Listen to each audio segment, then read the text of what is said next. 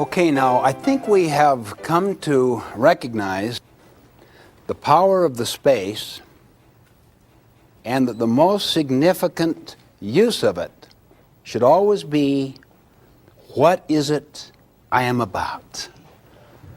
And what are the principles I want to operate my life on? Would you not agree? Because every other decision will be influenced by those decisions.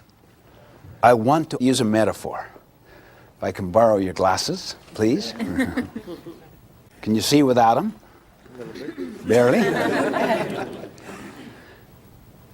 I suggest that whatever you decide should be put at the center of your life. The reason why it is the most significant decision is that it affects all decisions. It would be analogous to a lens through which a person would see life. Everything that I look at through this lens is affected by it. Eventually, you become unaware of the lens. Fish discover water last. Most paradigms are like that. They are assumptions you never question. That is just the way things are. So the lens I look through governs how I see everything.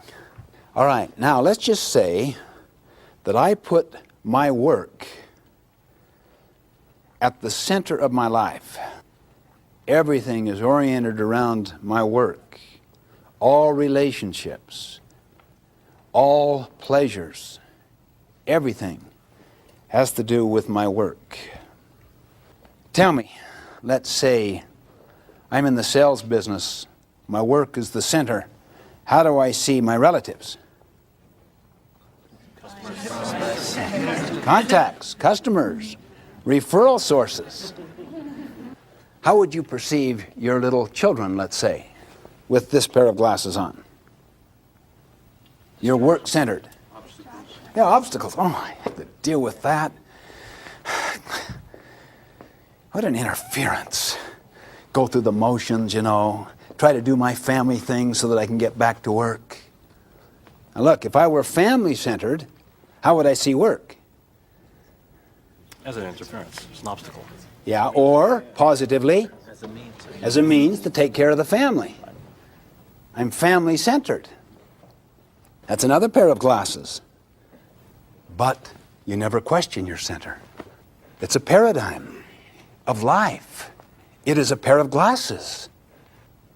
If you're spouse-centered, if you're family-centered, if you're work-centered, if you're enemy-centered, if you're possession-centered, what happens? We could go through this analysis and analyze every alternative center, or even a combination of them. And literally, I'll guarantee, at the conclusion of it all, it will cause tremendous imbalance. Your life will be unfulfilled. We must come up with the center that enables us to have more of the good in every other center. What could that be? What center would enable you to lay hold on every good thing in every other center? Think for a moment. It would have to deal with whatever change came along, because it would be changeless. It would have to deal with something that would give you a constant frame of reference to make all decisions by.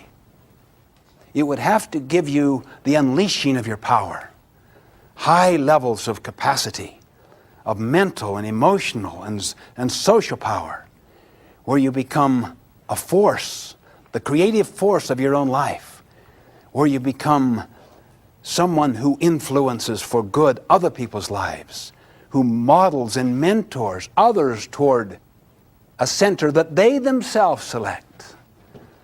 What would this center be? The principles. Why do you say principles? Because they don't change. Okay, they don't change. They're changeless. In fact, even as we discuss this right now, my friends, you are listening through your center. Saying principle-centered doesn't make it so. You are listening to principles through your center. The key is not just a principle. It's a balanced set of principles that deals with the totality of our nature.